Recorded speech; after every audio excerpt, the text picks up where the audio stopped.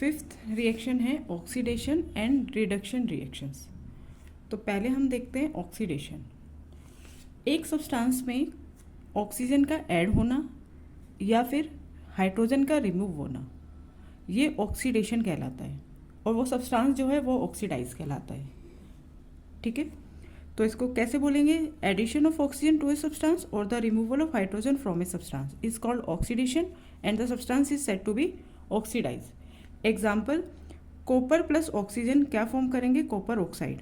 अब आप ये देख सकते हैं कि ये पहले जो ये इक्वेशन है ये बैलेंस्ड नहीं है। यहाँ पे ऑक्सीजन के दो एटम है, यहाँ पे एक है, तो हम यहाँ पे 2 पुट कर देंगे। यहाँ पे 2 पुट करने पर ऑक्सीजन के 2 हो गए, लेकिन कॉपर के भी 2 हो गए, तो यहाँ पर भी 2 पुट कर देंगे। ठीक है, तो अब ये बैलेंस्ड हो गई है इक्वेशन। तो copper plus oxygen copper oxide form कर रहे हैं, तो हम इस रिएक्शन में देख सकते हैं कि कॉपर ने ऑक्सीजन गेन किया है, कॉपर में ऑक्सीजन ऐड हो गया है। तो इस तरह के रिएक्शंस क्या कहलाते हैं? Oxidation reaction.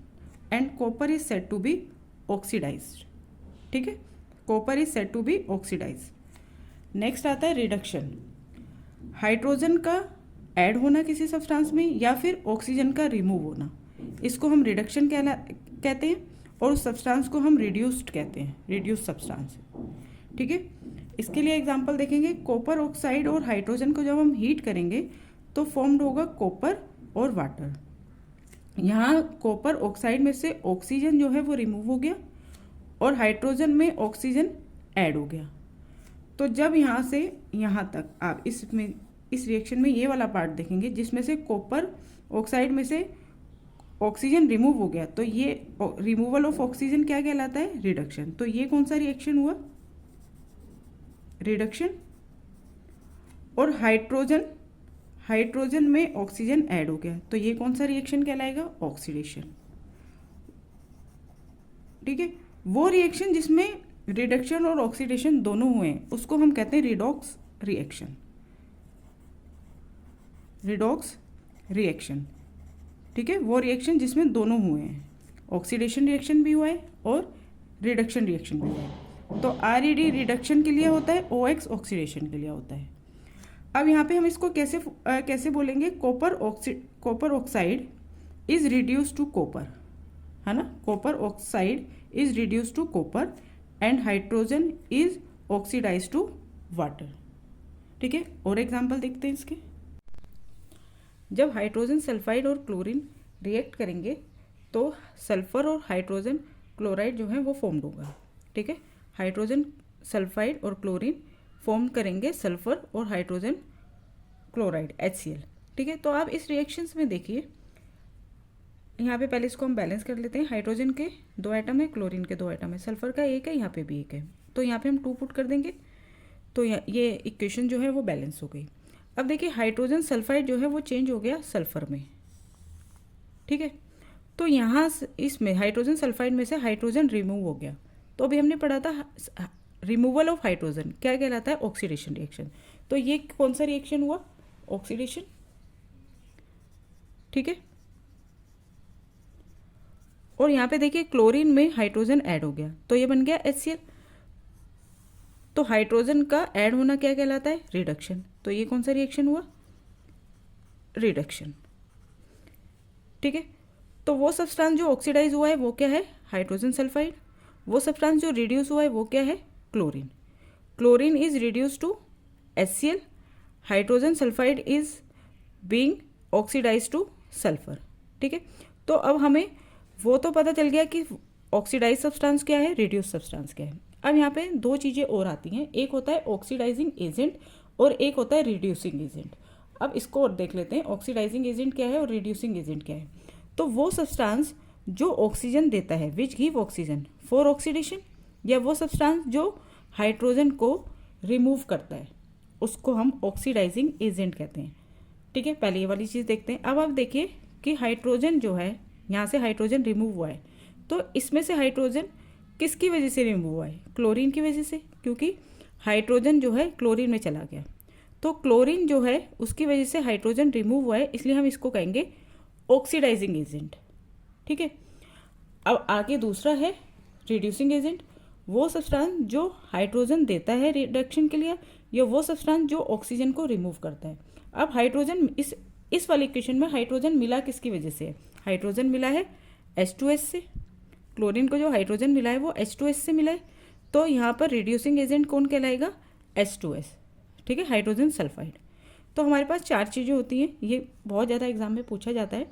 सब्सटेंस ऑक्सीडाइज, वो सब्सटेंस जो ऑक्सीडाइज हुआ है यानी कि जिसमें से हाइड्रोजन रिमूव हुआ है या ऑक्सीजन ऐड हुआ है, तो यहाँ पर हाइड्रोजन रिमूव हुआ है H2S में से, तो substance oxidise is hydrogen sulphide.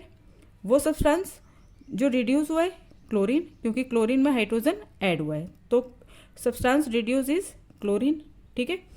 अब वो सब्सटेंस जो सब्सटेंस नहीं, अब एजेंट, ऑक्सीडाइजिंग एजेंट कौन है यहाँ पे? क्लोरीन।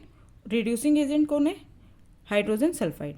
अब याद ऐसे भी रख सकते हैं आप, जो सब्सटेंस ऑक्सीडाइज होगा वो रिड्यूसिंग एजेंट होगा, जो सब्सटेंस रिड्यूस्ड होगा वो ऑक्सीडाइजिंग एजेंट होगा, ठीक है।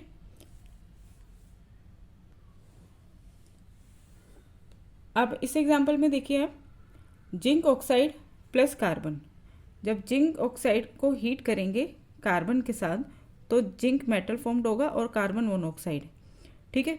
अब इसमें आप खुद बताएंगे कि ऑक्सीडाइजिंग एजेंट क्या है, रिड्यूसिंग एजेंट क्या है, सब्सटेंस ऑक्सीडाइज, सब्सटेंस रिड्यूस, कौन सा सब्सटेंस ऑक्सीडाइज हुआ है, कौन सा रिड्यूस हुआ है, ऑक्सीडाइजिंग एजेंट और रिड्यूसिंग एजेंट, ये आप कमेंट बॉक्स में अपने आप बताएंगे। नेक्स्ट है इफेक्ट्स ऑफ ऑक्सीडेशन रिएक्शंस। तो ऑक्सीडेशन के मेटल और फूड पर डैमेजिंग इफेक्ट्स होते हैं जो हम अपनी डेली लाइफ में ऑब्जर्व कर सकते हैं। इन्हें कहते हैं कोरोशन ऑफ मेटल और रेंसिडिटी ऑफ फूड। मेटल के लिए कोरोशन वर्ड यूज़ होता है और फूड के लिए रेंसिडिटी वर्ड यूज़ होता है, ठीक है। अब पहले हम पढ़ते हैं कोरोशन का मतलब। कोरोशन ऑफ मेटल क्या है? The gradual destructions of metal, धीरे धीरे मेटल का डिस्ट्रक्ट होना by the action of air, moisture और a chemical on their surface पर। एयर, मॉइस्चर और केमिकल का जो एक्शन होता है उस मेटल के सरफेस पर, उसके द्वारा, उसको हम कोरोशन कहते हैं। आपने देखा होगा जब एक आयरन ऑब्जेक्ट को डैम एयर में लंबे समय के लिए रखा जाता है तो एक रेड ब्राउन सब्सटेंस जो है जिसे रस्ट कहते हैं वो उसके सरफेस पर फॉर्म्ड हो जाता है, ठीक है। तो ये जो रस्ट फॉर्म्ड हुआ है इसको हम कहते हैं रस्टिंग ऑफ आयरन। तो आयरन में जो कोरोशन होता है उस वर्ड, उसके लिए एक स्पेशल वर्ड यूज होता है, दैट इज रस्टिंग, ठीक है। अब हम देखते हैं कि वो तरीके जिससे कोरोशन को रोका जा सकता है। तो कोरोशन को रोकने के 3 तरीके हैं। पहला कि मेटल सरफेस को पेंट किया जाए, दूसरा उस पर ऑयल या ग्रीस अप्लाई किया जाए, और तीसरा है गैल्वेनाइजेशन। गैल्वेनाइजेशन क्या है? When zinc is coated on the iron surface. इन 3 तरीके से हम कोरोशन को प्रिवेंट कर सकते हैं। नेक्स्ट देखते हैं रेंसिडिटी ऑफ फूड। रेंसिडिटी किसे कहते हैं? वो कंडीशन जिसमें फैट्स और ऑयल कंटेनिंग फूड जो हैं उनमें ऑक्सीडेशन होने से अनप्लीजेंट स्मेल और टेस्ट जो है वो प्रोड्यूस हो जाता है, उसको रेंसिडिटी कहते हैं। The condition produce by oxidation of fats and oils in foods mark by unpleasant smell and taste is called rancidity. तो रेंसिडिटी मतलब एक कह सकते हो वो फूड जिसमें ऑयल और फैट होता है, उस फूड का ऑक्सीडाइज होना, उस फूड में ऑक्सीडेशन प्रोसेस होना, उससे क्या होता है उस फूड की स्मेल, उस फूड का जो टेस्ट है वो चेंज हो जाता है, अनप्लेजेंट हो जाता है, जिसको रेंसिडिटी कहते हैं, ठीक है।